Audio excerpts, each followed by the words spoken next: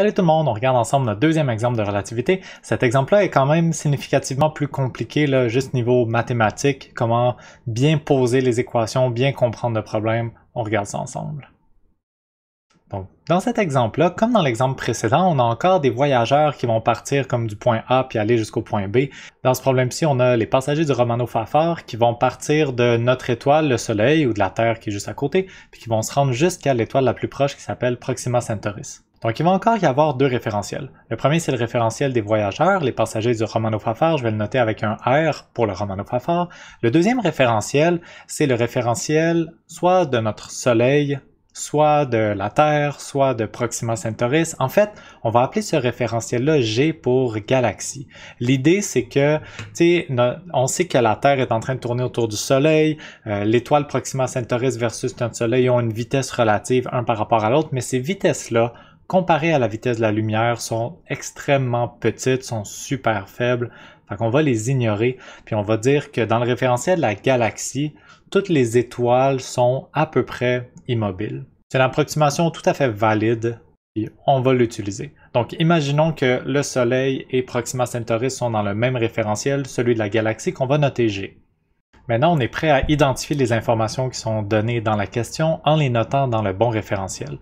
Donc, ce qu'on nous dit, c'est que l'étoile Proxima Centaurus se trouve à 4,22 années-lumière de nous dans notre référentiel, les terriens, qui sommes aussi dans le référentiel la galaxie. Fait que je vais commencer par me prendre ça en note.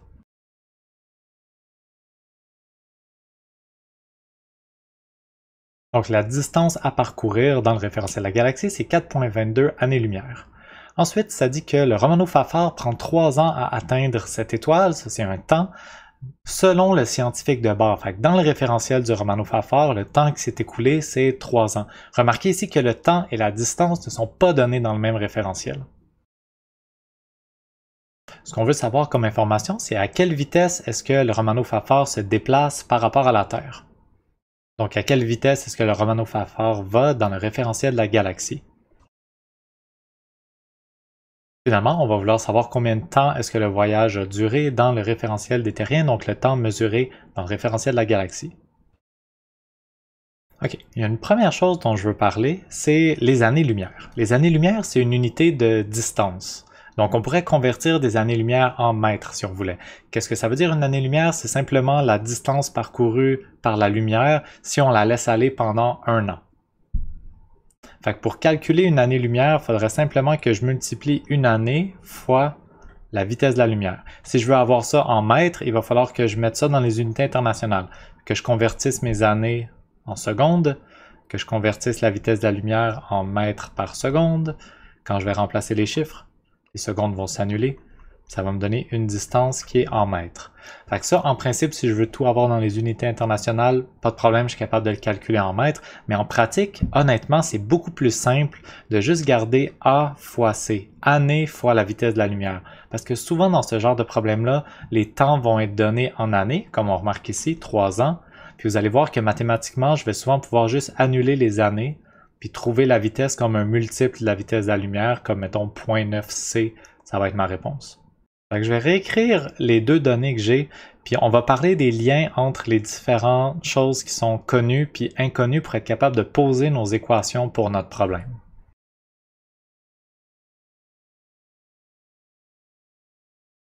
Donc voilà, ce que j'ai fait ici, c'est une espèce de petit tableau là où est-ce que j'ai une colonne pour chaque référentiel. Puis il y a des quantités qui sont connues, puis il y a des quantités qui sont inconnues dans ce tableau-là. Dans ce tableau-là, il existe des équations pour passer comme de gauche à droite ou de haut en bas entre les différentes informations du tableau. On va juste commencer par établir ces relations-là pour se donner une idée de où est-ce qu'on s'en va pour faire nos calculs. Ce genre de schéma-là va être super utile pour comme juste bien concevoir les différents problèmes de relativité. Fait que premièrement, si je reste dans le même référentiel avec dr et tr, il y a un lien entre la distance parcourue et le temps. Distance divisée par le temps, c'est la vitesse. Il faut que je sois toujours dans le même référentiel. Fait que si je veux faire le lien entre ces deux choses-là, c'est possible. La relation, c'est que la vitesse, ici ça serait la vitesse de la galaxie dans le référentiel du Romanov-Fafard. Ça va être... Voilà, ça correspond à la distance de laquelle la galaxie a reculé mesuré dans le référentiel du Romano-Fafard, puis TR, c'est le temps qui s'est écoulé dans le référentiel du Romano-Fafard. Je ne peux pas directement utiliser cette équation-là pour résoudre mon problème parce que j'ai deux inconnus. Je connais seulement TR, puis j'ignore DR et j'ignore VGR. Il y a la même relation entre TG et DG. Donc la vitesse à laquelle le Romano-Fafard se déplace dans le référentiel de la galaxie, c'est la distance parcourue par le Romano-Fafard, mais mesurée dans le référentiel G de la galaxie, divisé par le temps mesuré dans le référentiel G. Encore une fois, je ne peux pas juste directement appliquer cette équation-là parce qu'il y a deux inconnus. Je connais seulement DG, je connais ni la vitesse ni le temps dans le référentiel de la galaxie. Le gros piège à éviter dans ce problème-là, c'est de prendre la distance et le temps puis de les diviser pour avoir une vitesse directement. Je ne peux pas établir une relation entre DG et TR parce que c'est deux quantités mesurées dans des référentiels différents. Si j'essaie de calculer une vitesse avec ça, ben déjà vous allez voir que ça va donner une vitesse plus haute que la vitesse de la lumière, ce qui est impossible, ça ne fonctionne pas. Comment je fais maintenant pour passer d'un référentiel à l'autre? Ce qu'on a vu jusqu'à maintenant, c'est une équation qui relie un temps propre et un temps impropre. Donc l'équation ici qui relie le temps dans deux référentiels différents, c'est l'équation de dilatation du temps. Je sais que le gamma qui va être ici va relier mes deux indices. Donc par exemple gamma GR, mais là il va falloir qu'on se demande qui mesure le temps propre et qui mesure le temps impropre. Pour pouvoir utiliser l'équation de dilatation du temps entre le temps propre et le temps impropre, il faut absolument que un des deux référentiels mesure le temps propre. C'est tout à fait possible d'avoir des exemples où aucun des deux référentiels mesure le temps propre. Dans ce cas-là, il n'y a juste aucune relation entre le temps mesuré dans un référentiel et le temps mesuré dans un autre référentiel. Puis pour résoudre les problèmes, il va falloir utiliser des stratégies complètement différentes. Mais dans ce cas-ci, il y en a un des deux qui va mesurer le temps propre, mais on peut juste quand même écrire que dans l'équation générale, c'est le temps impropre qui est à gauche et le temps propre qui est à droite. Si on veut, on peut tout de suite identifier lequel qui est quel. J'aurais pas besoin de tracer tous les schémas pour savoir qui mesure le temps propre, qui mesure le temps impropre. La situation ressemble beaucoup au problème précédent avec les extraterrestres qui se déplaçaient d'un point à l'autre. Ici, c'est les passagers du Romano-Fafard qui se déplacent d'un point à l'autre, de la Terre jusqu'à une autre étoile, mais dans leur référentiel à eux, n'oubliez pas qu'ils sont immobiles, c'est la galaxie qui recule, fait que pour eux, les deux événements se passent au même endroit, admettons x égale 0, c'est eux qui sont immobiles. Au début, la Terre est alignée avec eux, ensuite toute la galaxie recule, puis maintenant c'est Proxima Centaurus qui est aligné avec eux. Les passagers du Romano-Fafard sont restés immobiles, sont présents aux deux événements, ils mesurent le temps propre. Tandis que pour les habitants de la Terre, qui sont dans le référentiel de la galaxie, ils peuvent être, mettons, présents au départ du Romano-Fafard, mais ils ne sont pas aussi présents à l'arrivée. Pour eux, les deux événements se produisent à des endroits différents, le premier sur Terre, puis le deuxième 4,22 années-lumière plus loin sur une autre étoile. Donc dans le référentiel de la galaxie, on va mesurer le temps dilaté ou le temps impropre. Maintenant, il reste une dernière relation qui peut être établie entre les distances, entre la distance mesurée dans le référentiel G et R. Ça, c'est la formule de contraction des longueurs, puis on va en parler dans la prochaine section. En fait, on va commencer la prochaine section en revenant sur cet exemple-là pour expliquer comment passer de DG à DR un coup qu'on a retrouvé toutes les autres informations dans le problème. Fait que je trouvais ça important de regarder un tableau comme ça pour vraiment nous aider à réfléchir à ce type de problème-là. Comment je fais pour passer d'un temps à une distance dans le même référentiel, la vitesse? Comment je fais pour passer du temps d'un référentiel à l'autre ou de la distance d'un référentiel à l'autre? C'est ça qu'on est capable de faire dans ces problèmes-là. Maintenant, concrètement, pour résoudre l'exemple 4.2, je vais avoir besoin de monter un système de deux équations, deux inconnues, parce qu'il n'y a pas une seule équation qui fait intervenir juste des choses connues et quelque chose d'inconnu. J'ai deux inconnus, TG et VRG. Ce que je vais utiliser comme équation, c'est les deux équations qui sont ici. Fait que je vais utiliser cette équation-là dans laquelle il y a deux inconnus. Puis je vais pouvoir utiliser conjointement l'équation de dilatation du temps. Je ne peux pas utiliser l'équation d'en haut parce que je ne la connais pas encore, sinon ça aurait été possible de faire le problème avec ça. Fait que tout ce que je vais avoir à faire là, c'est mettons isoler TG dans la première équation, venir le remplacer dans la deuxième, puis vous allez voir que je vais me ramasser avec une équation dans laquelle il y a seulement des choses connues et une chose inconnue, la vitesse.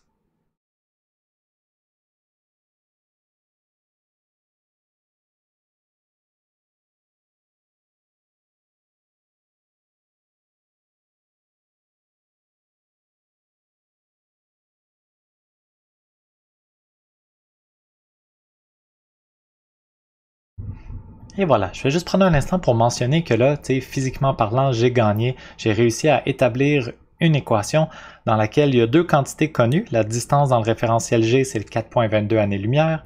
Le temps dans le référentiel R, c'est 3 ans. Puis il y a un seul inconnu. Dans le fond, j'ai remplacé gamma par sa définition avec la vitesse. Fait que j'ai la vitesse RG puis la vitesse RG qui sont ici. Un seul inconnu, il va juste me rester à comme algébriquement isoler RG dans cette équation-là, remplacer les deux chiffres connus et trouver la réponse au problème. C'est parti!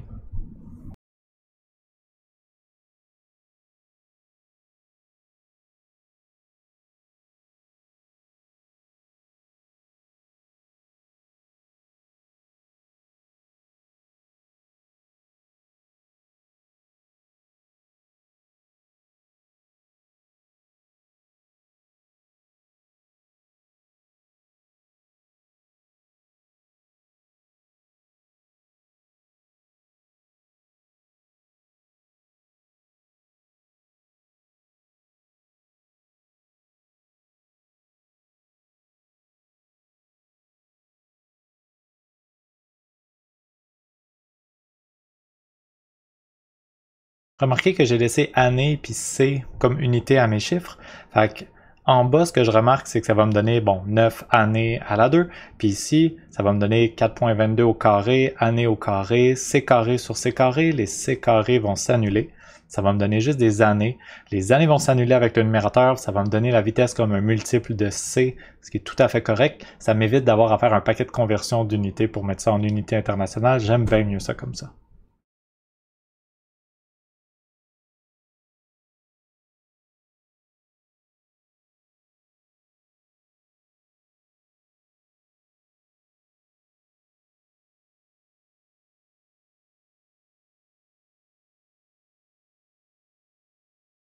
Et voilà la réponse finale à la question A que ça nous donne. La vitesse à laquelle le Romanov-Fafard se déplace dans le référentiel de la galaxie, c'est 0.815 c. À partir de ce moment-là, si je la voulais en unité internationale en mètres par seconde, je ferais juste remplacer c par 3 fois 10 à la 8, ça me donnerait ma réponse. Maintenant que ça c'est fait, il nous reste à répondre à la question B, ça va aller super vite. On veut le temps dans le référentiel de la galaxie. Je vais juste vous montrer rapidement qu'il y a deux façons de le voir, parce que si on remonte à notre schéma, ici, ben maintenant, je connais la vitesse. Donc, je connais ici la vitesse et je connais la distance dans le référentiel de la galaxie. Je peux utiliser cette équation-là pour isoler TG.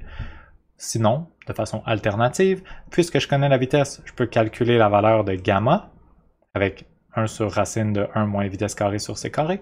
Puis puisque je connais la valeur de gamma, puis que je connais aussi le temps dans le référentiel du Romanov-Fafard, ben je vais être capable de trouver le temps dans le référentiel de la galaxie. Les deux options sont tout à fait possibles.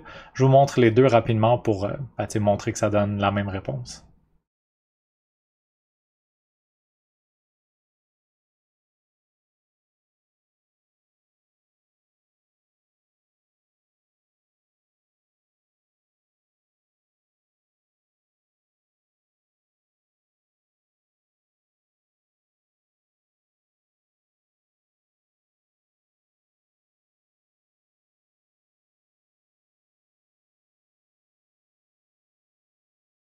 Et voilà, on a réussi à trouver notre réponse de deux façons différentes. Ok, l'option 1 était quand même un peu plus relaxe dans ce cas-ci, mais le but de cet exemple, c'est de bien comprendre la logique.